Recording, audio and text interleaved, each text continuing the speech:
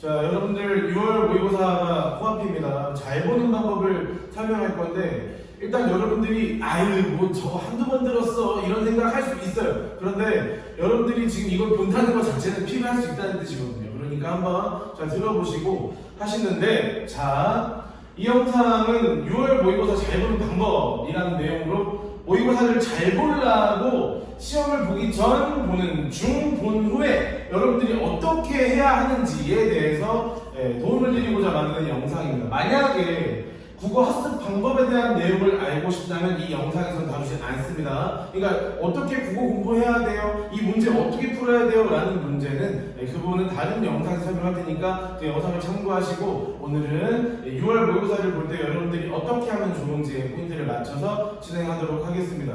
야! 넘기지 마! 그냥 보라니까 손해볼 거 없어요. 아시겠죠? 우선 시험 보기 전에 여러분들이 해야 될 것이 있어요. 시험 보기 전에 해야 되는 거. 시험 보기 전날 또는 이 영상을 보자마자 일단 여러분들이 어떤 마음 먼저 먹어야 되냐면 시험을 보는 목적을 분명히 해야 됩니다. 내가 이번 6월 모의고사를 통해서 어떻게 점검해 보겠다, 나의 공부 상황을 확인해 보겠다 라는 목적이 있어야 되는데 말 그대로 모의고사예요. 그러다 보니까 현재 본인의 상황을 확인하는 것이 주 목적이고 앞으로의 공부 방법과 방향을 설정하기 위해서 분명한 목적을 두고 치르는 것이 가장 중요합니다. 그래서 그 목적에 따라서 추후 학습 방법이 달라집니다. 아까도 말했죠. 우리는 시험 보기 전, 시험 보는 중, 시험 보는 후로 나눠서 갈 건데, 자, 여기에 맞춰서 내가 시험 보는 후에도 어떻게 해야 될지는 뒤에서 또 설명을 드릴 거예요. 아시겠죠? 자, 시험 보는 목적을 분명히 세우자. 첫 번째, 지금 현재 기준으로 2등급 후반부터 3등급 정도까지 국어 모의고사 성적이 나오시는 분들 대상인데, 제일 중요한 게 이 학생들은 이번에 6월 모의고사를 볼 때 배운 내용을 실전에 적용을 할 수 있는가를 확인해보는 목적으로 문제를 푸셔야 돼요. 그동안 많이 공부했죠? 독해법도 배웠고 풀이법도 배웠고 문법도 배웠고 많이 배웠어요. 그런데 내가 학습했던 독해나 풀이 방법 등을 얼마나 실전에서 정확하게 쓸 수 있는지를 확인하는 것에 중점을 두고 시험을 보라고 얘기를 드리는 겁니다. 아시겠죠? 이 학생들은 여기에 포인트를 맞추는 것이 해결책을 잡기 제일 좋은 방법이 나오게 돼 있어요. 다음은 1등급부터 2등급 초반 학생들, 1등급부터 2등급 초반 학생들인데 이 학생들은 여러분 둘 중에 하나예요. 계속 이성적이 나오든지 선천적으로 언어적으로 센스가 있어서 아니면 갑자기 확 올랐든지 이 경우의 수가 좀 다른데 이 학생들은 시간에 맞춰 풀었을 때의 정답률을 확인하고 학습 방법이 혹시 문제점이 생기지 않았나를 확인하기 위한 목적으로 가야 됩니다. 일단 시간 내에 문제 풀기 위해서 노력을 많이 해야 되는 거고 그걸 토대로 정답률을 판단하는 게 중요하다는 거죠. 1등급에서 2등급 초반 정도 나오는 학생들은 어떤 일이 생기냐면 상대적으로 다른 과목에 더 많은 시간 투자를 했을 확률이 높아요. 당연하죠. 아이 난 그냥 있어도 국어는 1등급이요. 이런 학생이 굳이 다른 과목보다 국어에 더 시간을 투자할 일은 별로 없을 수 있으니까. 그렇죠? 물론 시간을 잘 쪼개서 쓰시는 분들 같은 경우에는 탁탁탁탁 잘라서 꾸준히 하고 있을 수 있어요. 하지만 이런 문제가 있을 수 있습니다. 그래서 국어 공부의 꾸준함이 떨어졌거나 또는 단순하게 많은 문제만 푸는 방식으로 평소에 연습했을 가능성이 높아요. 이로 인해서 정답률이 혹시 떨어지지 않았나를 확인하는 것이 가장 중점이 되는 부분입니다. 자, 마지막으로 우리 4등급 이하 학생들인데 4등급 이하 학생들한테 초점을 맞춰야 되는 부분은요 딱 하나예요. 푼 문제 정답률 95% 이상으로 맞출 수 있는지 확인해보자. 내가 푼 문제의 정답률이 95% 이상이냐? 오야면 안 돼! 95점이 아니에요. 아시겠죠? 95점이 아니라 여러분들이 푼 문제의 정답률 내가 10번까지밖에 못 풀었다. 근데 나는 10개를 다 맞았다. 이걸 얘기하는 겁니다. 아시겠죠? 푼 문제의 정답률 95% 이상으로 맞춰라. 여러분 아무리 생각해도 그쵸? 80분 동안 10문제는 아니에요. 최선을 다해서 풀되 내가 푼 문제가 얼마나 많이 맞았나를 확인해보라는 겁니다. 이 등급대 학생의 경우에는 시간 내에 모든 문제를 푸는 건 불가능해요. 정답률이 잘 나온다는 전제하에 정확하게 읽고 풀었을 때 내 정답률이 얼마나 되는지를 알아야 돼요. 내가 그래도 문제를 제대로 풀면 풀리는구나. 아니면 야 나는 제대로 읽고 했는데도 문제가 안 풀리는구나를 확인할 필요가 있다는 겁니다. 그래서 정해진 시간 내에 몇 번까지 풀 수 있는지 확인해 보는 것이 좋겠습니다. 아시겠죠? 그 다음 시험 시작 전에 잊지 말아야 될 것이 있어요. 시험 시작 전에 잊지 말아야 될 것이 있는데 준비하기. 자, 여러분 시험 시작 전에 뭘 하셔야 되냐면 감독관 선생님께서 입실하시기 전까지 독서, 비문학 지문 한두 개 정도를 정독하고 계셔야 돼요. 예. 읽기 좋은 지문은 너무 어렵지도 않고 쉽지도 않은 독서 지문인데 본인이 한 번쯤 읽어봐서 어느 정도 내용 기억이 나는 지문이 좋아요. 왜? 막상 처음 보는 완전 어려운 지문 보면 그때부터 컨셉 확 말려요. 예, 확 말려요. 그러니까 내가 조금 알고 있는 지문인데 조금 난이도가 있었다 싶은 지문을 시험 보기 직전까지 계속 정독하는 게 좋습니다. 그래서 훑어읽지 말고 정독하는 게 중요한 얘기도 나왔지만 내가 특히 어려워하는 분야의 비문학이 좋아요. 인문, 사회, 과학, 기술 요 4개 중에서 내가 특히 어려워하는 분야가 있다면 그 분야의 지문을 읽는 것이 훨씬 도움이 됩니다. 여러분들 이때 정독하라고 내가 말씀을 드렸는데 우리 기계도 예열을 해요. 그렇죠? 우리 운동선수들 처음에 시합하기 전에 뭐예요? 이거 뭐 엉성하죠? 이런 거래요. 그렇죠? 우리 스트레칭을 한다면 몸을 풀어줘야 돼. 여러분들의 머리도 1교시예요. 잠이 들겠단 말이야. 나 시험 보러 가면 일단 정신 차리겠지. 하겠죠. 하지만 정신은 차리고 있겠지만 뇌가 잘 수 있어요. 특히 뇌가 아직 그리고 준비가 안 돼 있을 수 있어요. 왜? 이런 친구들 있죠? 1번부터 3번, 1번부터 2번 합법이야. 어렵지 않거든요. 근데 쌤, 전 왜 이렇게 첫 지문이 다 튕겨나가는지 모르겠어요 라고 말하는 케이스가 난 아직 내 머리가 그리고 준비가 되지 않았니 친구야! 라는 거거든요. 그렇죠? 그래서 이렇게 미리 준비를 하고 있는 것이 여러분들이 문제 풀 때 처음에 조금 머리에 좀 예열을 하는 데 도움이 될 수 있습니다. 다음 인쇄상태 확인 시간을 주죠 여러분들. 그죠? 내가 학원에서 여러분들 시험 볼 때 인쇄상태 확인하는 시간을 주는데 그때보다 한숨이 얼마나 툭툭 나는지. 자, 인쇄상태 확인하는 시간은 무조건 주는 시간은 아닙니다. 참고로 말씀드리지만 감독관 재량이기 때문에 줄 수 있고 안 줄 수 있어요. 먼저 해야 될 건 당연히 오겠어요? 그쵸? 인쇄상태 확인해야죠. 너네가 받은 시험지가 16면까지 있나 무조건 확인을 먼저 해야지. 그게 기본이에요. 그리고 나서 실제 수능이라면 내가 받은 시험지가 홀수형인지 짝수형인지도 보셔야 돼요. 자, 제일 중요한 거 문학 제목을 확인해야 됩니다. 1면부터 16면까지 다 보면서 해도 되고요. 본기에 시간이 조금 남으면 그때 가서 빨리 문학 제목 뭐 나왔나 보는 거예요. 봤더니 신춘이가 나왔어. 또 뛰겠네. 그죠? 춘향이 나왔어. 하지 마세요. 하겠네. 그죠? 우리가 딱 어느 정도 마음의 준비를 하고 들어갈 수 있고 시간 배분을 할 수 있는 여유를 가질 수가 있습니다. 아는 지문 나왔다. 우리가 비문학은 본다고 바로 안다 모른다 몰라요. 하지만 문학은 제목만 봐도 내가 시간 관리에 도움을 받을 수 있겠구나 이런 효과를 받을 수 있습니다. 그리고 나면 거의 다 시간이 끝나요. 그러면 여러분들 혹시 아시나요 이거? 모르면 따로 물어보세요. 여기 내가 밝히기가 좀 뭐해서 쫙 누르고 뭔가 하는 그쵸. 여러분들의 집중력을 엄청 높일 수 있는 방법 뭔가가 있습니다. 그래서 다 끝난 뒤에 시험지를 덮고 난 뒤에 지금 이게 뭔지 모르겠으면 당연히 해보세요. 덮고 쫙 펴서 한번 쳐다보세요. 무슨 일이 생기나. 자, 이제 여러분들 시험 보는 중간에 어떻게 해야 할까요?를 볼게요. 일단 시간을 효율적으로 사용해야 돼요. 여러분들 그렇죠? 문제 푸는 동안에 시간을 효율적으로 사용돼야 되는데 제일 첫 번째로는 어려운 문제는 제발 좀 패스하세요. 제발 부탁이야. 왜 그 문제를 계속 붙잡고 있는 거예요 도대체? 그 한 문제 때문에 아예 한 지문을 못 읽는 경우가 생겨요. 보기 문제 오래 걸리고 있어. 한 2, 3분 넘어가네. 한 4분 넘어가네. 여러분 4분이면 너네들이 알고 있는 문학 지문 하나를 읽고 푸는 시간이에요. 적어도 세 문제가 그냥 날아간다고요. 한 문제 때문에. 제발 집착하지 마세요. 그리고 그거 푼다고 해도 100% 맞는다는 보장도 없어요. 여러분들. 아시겠죠? 읽은 게 아깝겠죠. 하지만 다시 말하지만 그 문제에서 매달리고 있는 순간 한 문제 때문에 여러분들이 진짜 맞힐 수 있는 문제를 틀린다고. 그렇죠? 그러지 않게 제발 좀 어려우면 패스해주세요. 다음. 솔직하게 이건 자기가 양심의 손을 놓고 생각을 해봐야 되는데 전 아직 언어와 매체 준비가 덜 됐어요. 우리 내수생들 문법이죠. 언어 매체가 저는 아직 공부가 덜 됐어요. 그러면 과감하게 이 문제 패스하세요. 괜히 이거 매달리지 말고. 이건 그냥 맨 뒤로 빼는 거야.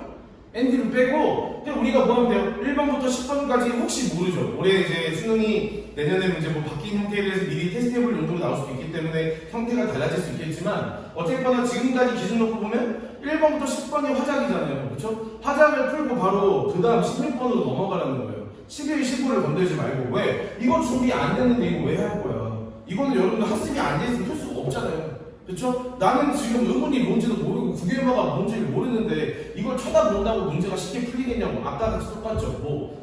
금방 풀어야 될 문제를 고민하고 풀게 된다고요. 차라리 언어와 매치가 준비가 좀 덜 됐으면 그냥 과감하게 이건 패스하고 나중에 시간이 남았을 때 돌아와서 다시 푸는 방법이 좋겠습니다. 다음, 우리 이제 글 읽다 보면은 가나 씩 이제 세트 구성 질문이 나온단 말이에요. 이때는 여러분들 보통 뭐에서 나오냐면 화법 장문이나 문학에서 나오는데, 화법 장문은 경향상 놓고 보면 이제 4, 5, 6, 7번 정도죠. 아니면 8, 9, 10번이나 특히 4, 5, 6, 7번이 가와 나그를 토대로 해가지고 화법 장문을 동시에 물어보는 문제인데, 여러분들이 이때는 글을 무식하게 먼저 쫙쫙 들어갈 것이 아니라 문제를 먼저 봐야 돼요. 가만 보고 풀 수 있는 문제가 있나? 나만 보고 풀 수 있는 문제가 있나? 다만 보고 풀 수 있는 문제가 있나를 확인해야죠. 그러면 뭐가 돼? 가를 보고 나서 가를 보고 풀 수 있는 문제를 빨리 풀고, 그 다음 나를 보고 풀 수 있는 문제를 빨리 풀고, 그리고 나서 종합적으로 물어보는 건 언제? 맨 마지막에 풀면 되거든요. 바보같이 가나다를 다 읽어요. 그리고 문제를 풀어요. 네, 까먹었겠죠? 가시를 다시 보죠. 이렇게 시간 낭비인 거예요. 이런 데서도 시간 아껴줘야 됩니다. 세트 구성이 나오면 기본적으로 내용을 조금씩 우리가 나눠서 가는데, 특히 세트 구성은 어떻게든 그리 연관성이 있어요. 그러다 보니까 한꺼번에 읽고 들어가면 여러분들이 약간 내용을 헷갈릴 수 있습니다.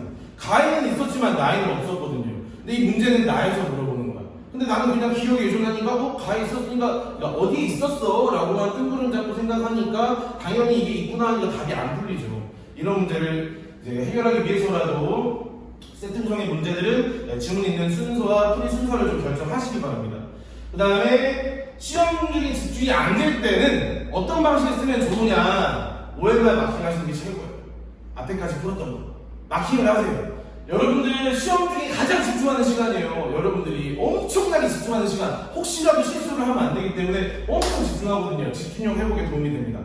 우리 이제 체육 전문용어로 원점 응시법이라는 체육 집중법도 있어요. 그래서 막 야구 선수들이 막 탁구공에다가 숫자 써가지고 날라오는 공에 번호 보고 막 이런 것도 하거든요. 아니면 이제 뭐 어떤 선수들은 원점 항상 보기다가 집중하기도 하고, 실제로 OMR은 한 공포증 걸릴 정도로 원이 많잖아요. 그렇죠? 그래서 우리가 마킹하다 보면 집중이 많이 돌아오기 때문에 집중이 안 된다. 아 이거 나 지금 도저히 눈에 안 들어온다. 좀 뭔가 이상해진 것 같다 싶으면 바로 거기서 중지해버리고 앞에까지 풀었던 문제에 마킹을 바로 합니다. 근데 단 이때 읽고 있었던 지문이나 풀고 있던 문제에 대해서 절대 아까워하시면 안 돼요. 예, 아, 나 반이나 읽었는데 그냥 읽을까? 아니야! 왜? 어차피 집중이 안 됐기 때문에 안 읽은 거나 마찬가지거든. 예, 못 풀어요! 풀어도 틀릴 확률이 높아! 시간도 더 오래 걸릴걸? 괜히 먼저 지지부진하게 하지 마시고요. 마킹하는 방식 써보시기 바랍니다. 단, 한 지문 풀고, 집중 안 돼. 또 집중 안 돼. 이러면 안 돼요. 적절한 타이밍, 한 2번 정도는 괜찮겠죠. 그래서 OMR 마킹은 중간중간 해주시는 게 제일 좋겠습니다. 마지막에 여러분들이 이제 시험 본 후에 어떻게 해야 하느냐. 요거는 우리가 아까 맨 처음에 이제 목적 얘기했었잖아요. 그 목적화하고 연관지어서 각각이 좀 맞게 설명을 좀 드리도록 할게요. 일단 만족한 성적을 받은 경우에는 잘했어요. 이거는 지금까지 하던 방식을 그대로 유지하면서 공부하는 게 제일 좋습니다. 그래서 성적이 좀 나왔다고 방식 바꿔버리면 성적 급하라기보다 진짜 폭락해요, 이거. 이러면 여러분들이 수능에서 처음 받아보는 점수를 받을 수도 있습니다. 보통 학생들이 수능에서 처음 받아보는 점수를 받는 가장 큰 이유가 모의고사 보고 난 뒤에 됐다 이거예요. 이거 진짜 큰일 나요. 그러니까 이런 생각 나오지 않게 꾸준하게 하시는데, 이거 보이시죠? 항상 고득점을 받는 학생들은 성적 결과랑 상관없이 항상 꾸준하고 항상성이 유지가 돼요. 잘 나와도 불안해요. 끝까지 잘 볼 때까지. 그 형태를 절대 바꾸지 않습니다. 찐 1등급이죠. 찐 1등급. 찐 1등급 좀 공부를 해야 됩니다. 찐 1등급처럼. 자, 그리고 아까 내가 뭐라고 했냐면 목적을 분명히 세우자고 시험 전에 말하면서 2, 3등급 얘기했었잖아요. 그래서 배운 내용 적용할 수 있는지를 물어보는 친구들 얘기했었는데, 이 친구들이 만족한 성적을 못 받았단 말이야. 그러면 이 경우에는 보통 실전에서 자기가 학습한 내용을 거의 못 썼어요. 못 썼거나 아니면 학습하기 전에 내가 원래 갖고 있던 습관이 튀어나와 버린 거죠. 긴장을 너무 많이 해서. 이거 왜 그럴 것 같아? 연습이 덜 된 거예요. 완벽하게 될 거면 안 된 거예요. 완벽하게. 이 친구들은 학습과 연습과 실전이 일치될 수 있도록 반복 학습을 해야 됩니다. 어떻게 문제의 양이 좀 늘었을 확률이 높아요. 문제 양이 늘었더라도 독해법, 풀이법 전부 다 원래 배웠던 그대로 내가 제일 처음 공부했던 것처럼 계속 떠올리면서 해줘야 돼요. 완벽하게 내가 의식하지 않아도 그냥 저절로 튀어나올 만큼 해줘요. 그래야 성적이 나옵니다. 한 번 읽었던 지문과 풀었던 문제라도 학습했던 방법에 따라서 정확하게 연습해야 됩니다. 그래야 연습이 실전에서 써먹을 수가 있죠. 보통 복습은 소홀히 하는 경우가 많기 때문에 복습은 철저히 해야 됩니다. 국어 복습 왜 해요? 라고 하겠죠. 여러분 아까도 말했지만 이 학생들은 그냥 한 번 읽고 넘어간 경우가 많기 때문에 그래요. 나 이해했어. 여러분 이해했죠. 그 글은 수능에 다시 안 나와요. 하지만 그 글을 읽는 방법이나 그 글을 읽는 어떤 해석론 같은 것들은 그 문제를 푸는 방법론들은 똑같이 적용이 되겠죠. 그렇죠? 그러니까 복습을 토대로 연습을 실전에 써먹을 수 있게 제대로 노력하는 게 제일 좋습니다. 다음 아까 1, 2등급 초반대 학생들 경우에 목적 같은 경우 뭐였냐면 시간 내에 풀었을 때 정답률을 확인하는 게 목적이라고 했었죠. 이 학생들은 성적이 많이 안 나왔다 그러면 단순하게 문제풀이만 지나가다 보니까 어렵게 쌓은 습관이 완전히 무너져 버린 거예요. 이 친구들은 거의 100%입니다. 근데 내가 계속 1등급이 나오던 친구들이면 이때 뭔가 진짜 진지하게 고민을 해봐야 되고요. 방법적인 측면이 완전 문제가 있으니까. 근데 성적이 올라갔던 친구가 이렇게 됐다면 이건 그동안 쌓았던 습관이 완전히 무너져 버린 거예요. 무너져 버린 거. 왜? 이 친구들은 여기 먼저 보시면 문제만 풀고 넘어가는 연습을 많이 했을 거예요. 왜? 국어가 괜찮으니까 딴 과목에 더 투자를 해야 되고 그러니까 푸는 문제는 풀어야겠고 그러니까 그냥 물 풀고 해서 치고 그래 이러면 돼 하고 그냥 넘어갔을 거예요. 그러니까 점점 뭐가 돼? 난 퇴보가 되고 있는 거예요. 내가 원래 배웠던 독해법이니 풀이법이니 다 완전히 무너져 버리는 거죠. 이런 케이스를 막기 위해서 문제를 푼 뒤에 지문 독해법이나 풀이법 적용 연습 다시 한번 해주는 게 좋습니다. 이때는 여러분 약간 욕심 버리고 문제수를 줄이세요. 줄여서 이걸 다시 항상 슬슬 텐션을 끌어올리는 게 훨씬 더 좋아요. 아시겠죠? 자, 다음 아까 4등급 이하 친구들 같은 경우에는 정답률 95% 이상 맞추라고 했는데 만족할 만한 성적을 못 받았어. 근데 시간 내에 거의 대부분의 문제를 풀었어. 그럼 얘는 답이 없는 거야. 예. 4등급은요 시간 내에 풀었다고 좋아할 때가 아니에요. 와, 나 80등인데 45분까지 다 풀었다? 근데 몇 등급이야? 4등급. 이게 왜 좋은 거야 대체? 그냥 시간 잡고 제대로 풀어봐. 그럼 4등급 나올걸요? 시간이 모자라야 정상인 등급대가 4등급 이하입니다. 그러니까 여러분들은 시간 내에 풀었다는 건 문제가 있으므로 다시 한번 목적부터 설정하고 다시 봅니다. 그치? 난 목적에 맞춰서 풀었는데 정답률이 안 좋아요. 그러면 독해법과 풀이법을 정확하게 배워야 돼요. 일단 이 학생들 학습이 필요합니다. 학습이. 그러니까 공부를 안 하고 있었던 거죠. 공부를 해야 돼요. 그래서 연습하는 거. 그러니까 어디를 가든 간에 독해법, 풀이법 이런 것들을 좀 배울 수 있게 해서 배워서 실전에 연습할 수 있게 이건 이 학생들은 공부를 하는 게 중요한 거예요. 이 친구들 목적에 맞춰 풀었는데 정답률이 좋아요. 그러면 학습했던 독해법과 풀이법을 숙달하는 거에 중점을 줘야 돼요. 자, 숙달한다는 말이 무슨 말이겠어? 여러분들 중에 혹시 외국인 있나요? 없죠. 우리 모두 다 국어 화자야. 그렇죠? 국어 많이 쓰는 사람들이랑 한국말. 그러니까 여러분들이 배웠던 방식을 그대로 적용해서 매일매일만 해줘도 점점 시간이 줄어요. 그러니까 여러분들이 선생님 한 지문당 몇 분 내에 풀어야 돼요? 그건 말이 안 되는 소리고 평균적으로 여러분들이 한 지문당 푸는 시간이 얼마나 되는지를 보세요. 야, 한 지문당 5분 내에 풀어라고 내 시간이 얼마인지도 모르면서 짜 맞추는 거와 나 15분 걸리는데 남은 5개월 동안 일주에 1분씩 줄이면 시간 완전 줄겠네? 답이 나오죠. 30초씩만 일주일에 줄여도 여러분 남은 시간 동안 충분히 시간 줄일 수 있어요. 그거는 반복적인 훈련으로 가능합니다. 왜? 우리 국어 화자니까 똑같은 방식으로 그리는 연습을 계속 해주면 시간은 무조건 빨라져요. 아시겠죠? 그 방식에 집중해서 준비하시면 되겠습니다. 여러분들 이번 결과를 토대로 수능까지 제대로 준비하기를 바랍니다. 그래서 내가 더더욱이 여러분들의 목적에 맞춰서 어떻게 앞으로 준비하라고 말씀을 드렸잖아요. 그렇죠? 그러니까 그 부분에서 신경 쓰고 제발 6월 모의고사 가지고 이번 수능이 어떨 것 같으니 나는 어떻게 잘 볼 것 같으니 라는 생각을 내치하지 마시고 빨리 문제도 찾아서 고칠 생각을 하세요. 아까도 말했죠. 여기서 난 너무 좋아 이래버리면 수능에서 처음 받아보는 최악의 성적을 받고 나를 만날 수 있습니다. 내년에. 아시겠죠? 이런 일을 피하기 위해서라도 실종 피하기 위해서라도 이번 결과를 토대로 수능까지 제대로 준비하시기 바랍니다. 여러분들 끝날 때까지 긴장 풀지 마시고 최대한 집중해서 시험 잘 보시기를 바랄게요. 아시겠죠? 수고하셨습니다.